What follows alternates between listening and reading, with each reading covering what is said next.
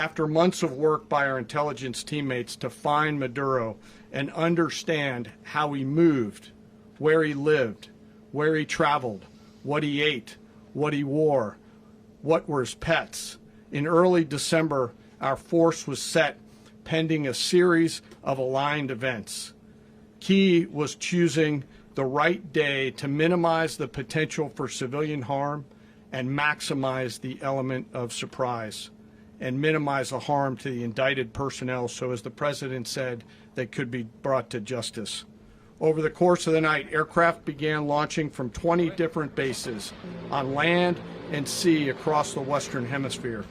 In total, more than 150 aircraft, bombers, fighters, intelligence, reconnaissance, surveillance, rotary wing were in the air last night.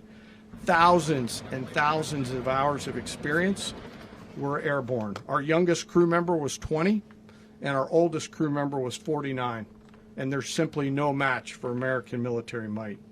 We arrived at Maduro's compound at 1:01 a.m. Eastern Standard Time, or 2:01 a.m. Caracas local time, and the apprehension force descended into Maduro's compound and moved with speed, precision, and discipline towards their objective, and isolated the area to ensure the safety and security of the ground force while apprehending the indicted persons.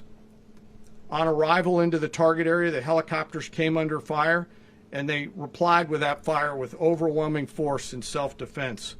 One of our aircraft was hit but remained flyable, and as the President said earlier today, all of our aircraft came home, and that aircraft remained flyable during the rest of the mission.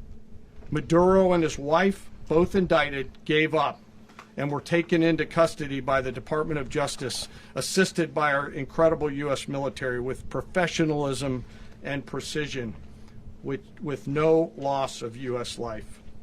After securing the indicted persons, the force began to prep for departure. The force successfully exfiltrated and returned to their afloat launch bases, and the force was over the water at 3:29 a.m. Eastern Standard Time with indicted persons on board. And both Maduro and his wife were embarked aboard the USS Iwo Jima. This was an audacious operation that only the United States could do. It required the utmost of precision and integration within our joint force. And the word integration does not explain the sheer complexity of such a mission.